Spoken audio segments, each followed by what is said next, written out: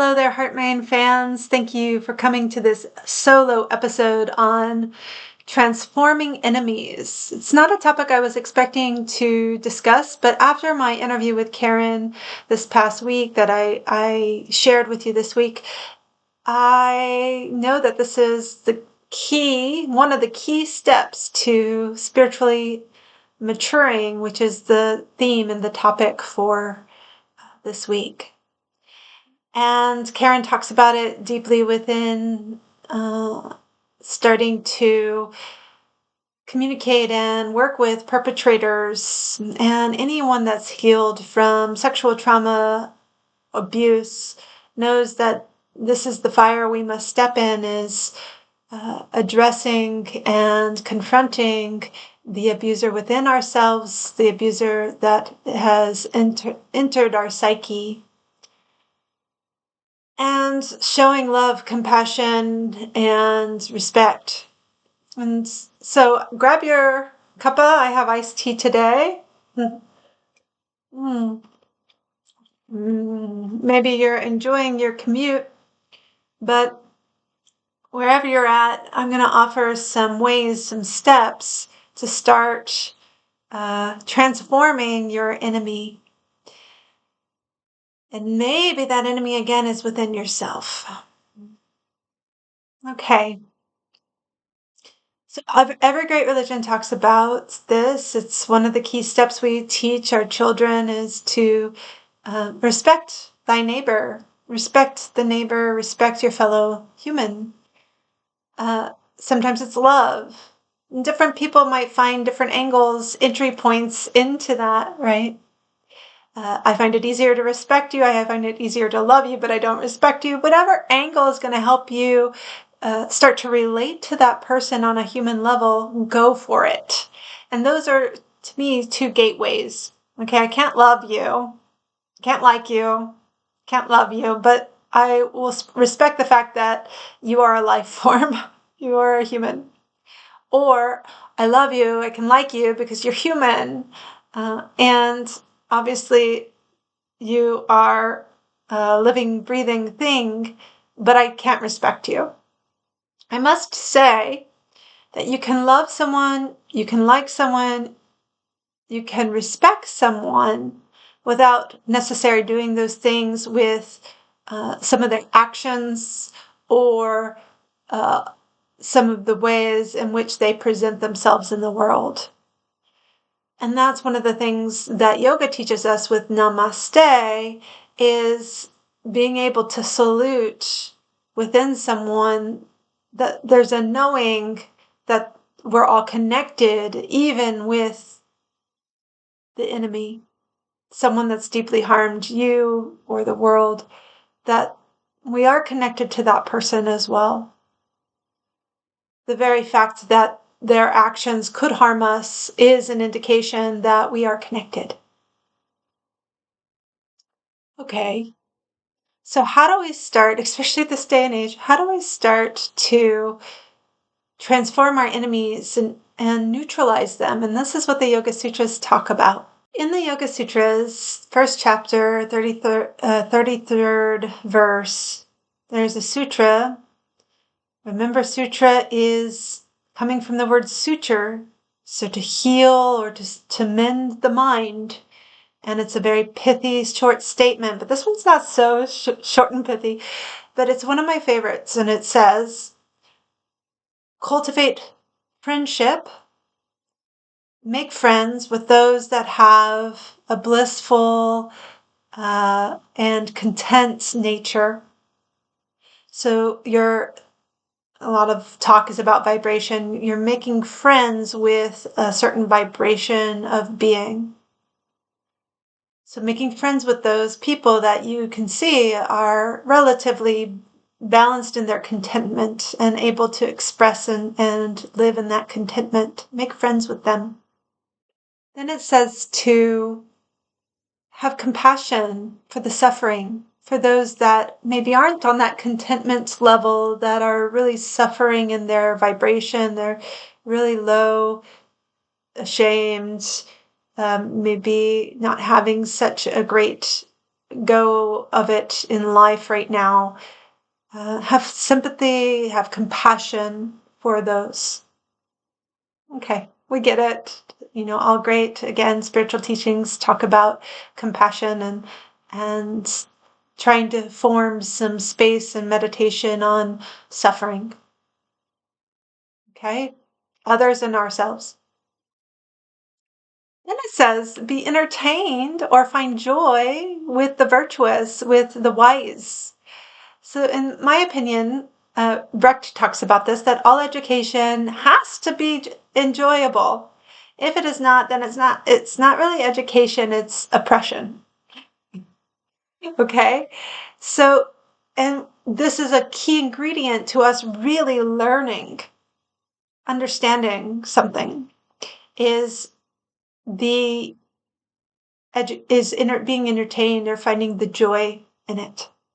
And so the teacher that can make learning joyful, the wise one that can make it entertaining, will seep more into our knowing and into our learning.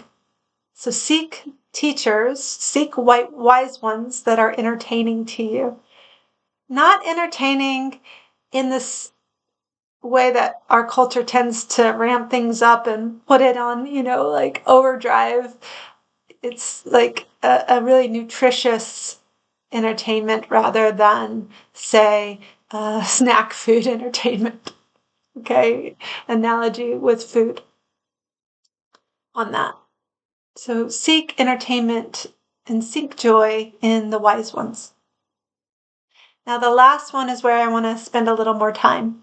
The very last part of the statement with the different types of people that you're going to seek and or be sought after is with our enemies, and it says seek equanimity with our enemies. And this is the ability to accept and hold a place of peace even in adversity, even when we are presented what feels like harm,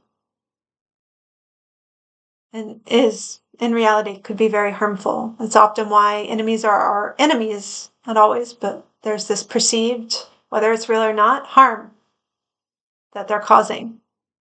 And may we, excuse me, the sutra says, may we cultivate an equanimity.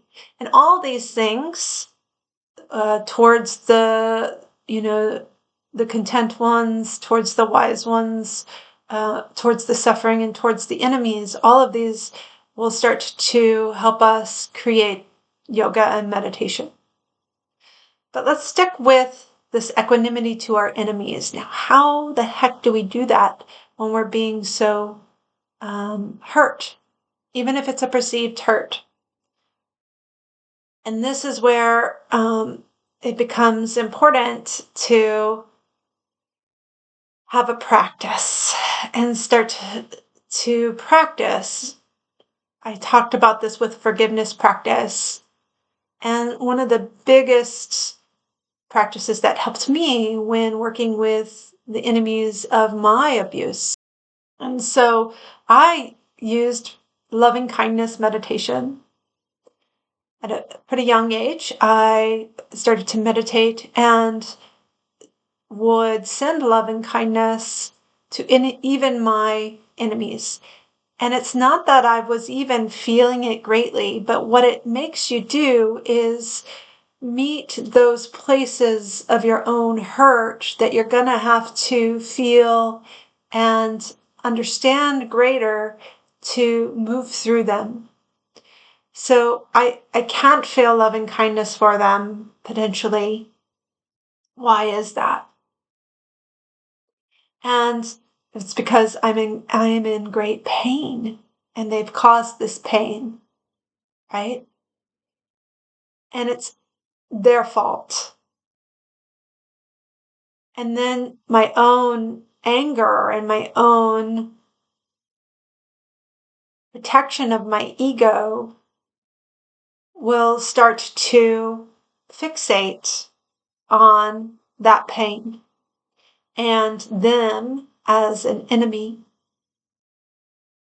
what do I have to look at to create some space from that reaction? One of the biggest emotions I work with clients and with people with yoga is anger. And this isn't to say that it's wrong or bad and the reaction is even bad. Reactions we want to be really curious about. And the reaction of anger, in my opinion, especially when it comes to abuse, is that this is wrong. This is wrong. So we can listen to that. And if we can start to alert ourselves, the anger is about this being wrong rather than potentially the enemy or the person, that will help diffuse the uh, attachment of wrong or right to a person. And that's what we're wanting to do to transform our enemies is their actions are wrong or how they are behaving, how they are influencing and creating in the world is is creating more suffering, pain and hurt. And this is wrong, but we need to see if we're trying to transform our enemies, we need to see the enemy as a complete human being. One that has had a mother, that has had a father, one that is whole and complete and part of this formless energy that we are all inhabiting. And so taking the time in, again, loving kindness, forgiveness practice to see that person, forgive that person, and love that person from afar with the boundaries. Love that person from afar in a very spiritual, general way, not the type of necessarily love that we think of where it's you need to have a relationship with them. That's not what the sutra is talking about either. It's a equanimity. You're seeing them as a complete human, and that is unconditional love.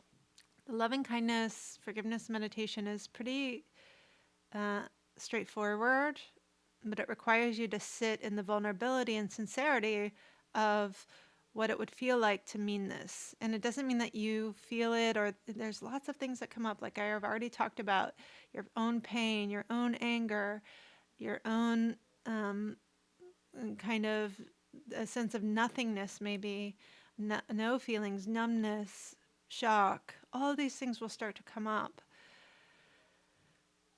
And to me, this it comes up in meditation so that we can move through it. It's like that old childhood story. You can't go under it, can't go over it, you got to go through it.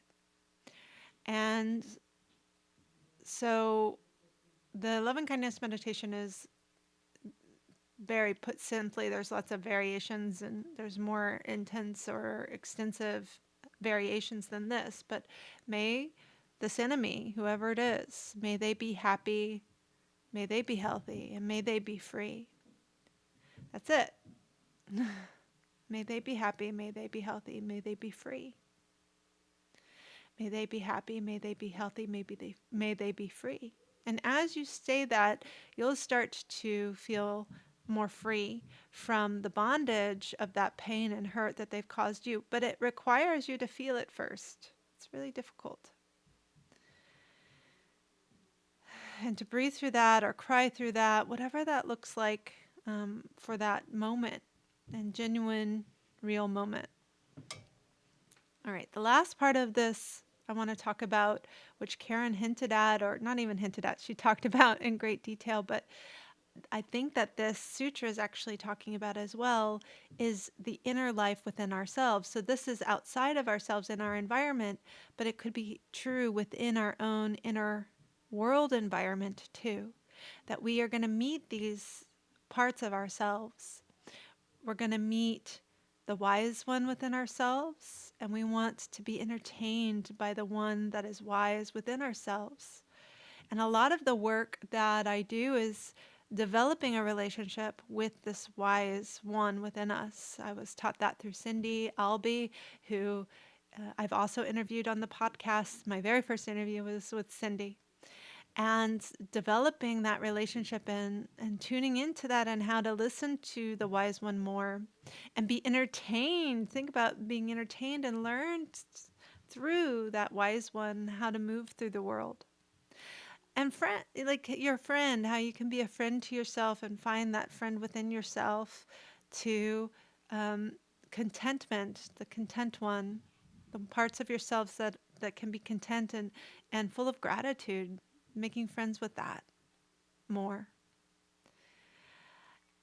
And then within ourselves, having compassion for our own one that's really suffering, that one that's really wounded, that one that gets really down or really anxious, because these are big reactions to fear, getting, wanting to control and do a lot, or feeling like you can't do anything and dropping down to depression.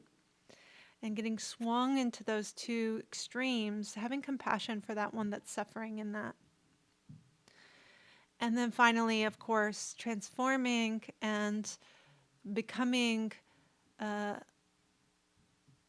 aware of the enemy within us. And there's that old saying, right? Like, I'm my worst enemy.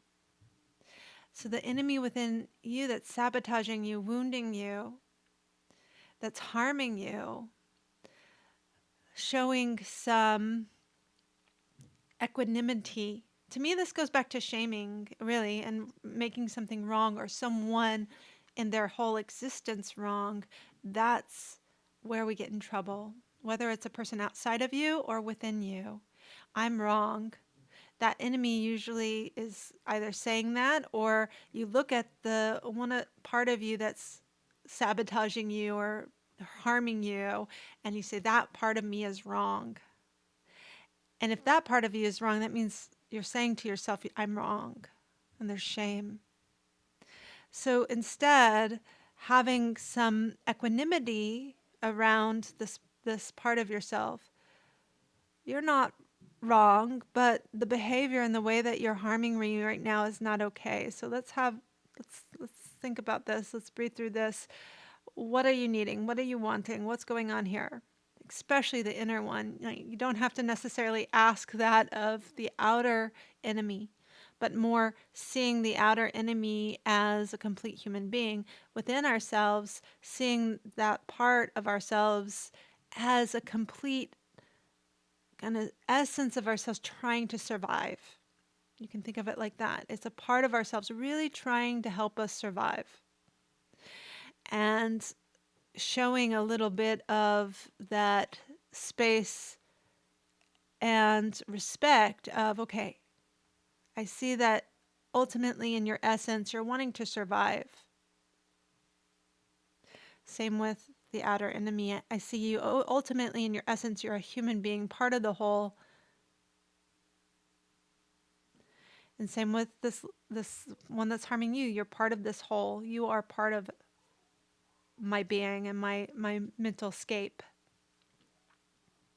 So this practice is not only in our outer environment, but it's in our inner environment that we can do it in. And as we do it within ourselves, it starts to reverberate out into the outer. And as we do it through the outer, it starts to reverberate it within ourselves. And there's this beautiful relationship always happening. I know it's not easy. Look, I've been spending years with these practices to try to transform my own inner landscape as well as my family landscape, practicing big, huge boundaries while still sending love and kindness to family members. So I understand if that's been your path too, how difficult it can be. And I'm not going to sit here and say that this is as easy as I'm making it sound. But at the same time, I think it is our calling to do this work. To me, it's the only way forward. Otherwise, you're going to be causing yourself more pain, more suffering, and or you're not going to be able to live fully because you'll be cutting off pieces of yourself, cutting off parts of life. I'll end that here for now. It's the calling to spiritually mature, to start to look at the more difficult, the discomforting, the enemies and start to transform them, to be in the fire a little bit. This takes discipline. Discipline is part of that fire. And to do the meditative forgiveness practice. There's going to be more specific practices coming. This is just more talking about it in theory. And I hope that this conversation serves you, supports you, and I look forward to seeing you in other videos, practices. Subscribe, share to anyone that you feel like might be needing or wanting this message today. And I hope you travel well. Enjoy your life. Enjoy your prana. Namaste.